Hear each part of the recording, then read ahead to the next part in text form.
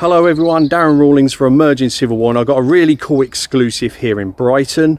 And to tell the story of this man we're going to talk about in a second, who is behind me, I'm going to bring on Darrel Rivers. So we were here actually dedicating the grave of an American Civil War veteran, John Heath, who was an American sailor buried here in the Brighton Cemetery. But also buried in Brighton Cemetery is Arthur James Lyon Fremantle. Now, Civil War enthusiasts will know him from his red-coated portrayal in the film Gettysburg, but he was a real figure. Didn't wear a red coat at Gettysburg, but he was a lieutenant colonel at the time, captain in substantive rank in the Coldstream Guards. He was Colonel Fremantle. He was posted to Gibraltar at the time with his regiment, and he thought, what an exciting thing happening in America. And so, like a lot of people, he was following the American Civil War in the press, and he decided to take leave and go on a 3-month journey through the southern states. And he ran the Union blockade, went through Texas, and his book, 3 Months in the Southern States, which was first published in Blackwood's magazine, is such an interesting account where he meets so many different figures from the American Civil War, and it gives us that outsider's perspective.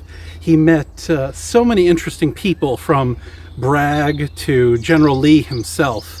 He is most famous for talking about Gettysburg because he was there on Seminary Ridge on the third day, and he witnessed Pickett's charge. He was alongside Longstreet's staff. He saw the cannonade against Cemetery Ridge. He was actually standing with Francis Lawley, who was a correspondent for the Times, and Justus Scheibert, who was a Prussian observer officer that had also come over to see the goings-on. You see, so many of the European military and military-minded people were interested in this huge-scale war. What was going on? What could be learned from it? And I have to say, both of them were a little bit horrified at the tactics used during the day in Gettysburg. But of course, there were interesting things to be learned: the scale of the conflict, the logistics of the conflict.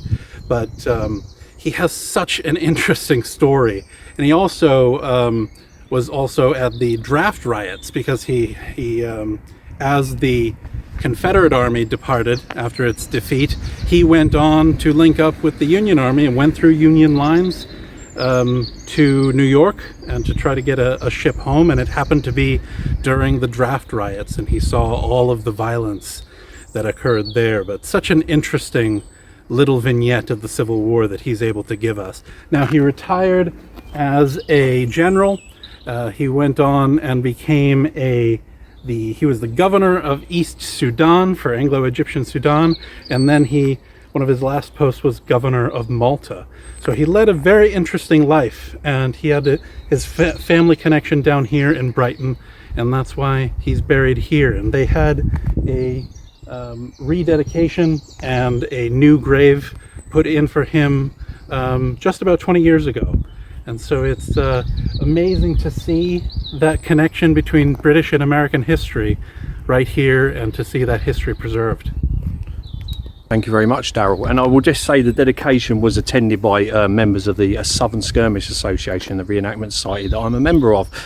And so I'll leave you with that thought. And from Darrel Rivers, from Darren Rawlings, Colonel Freemantle, we'll see you online and on the battlefield. Cheers.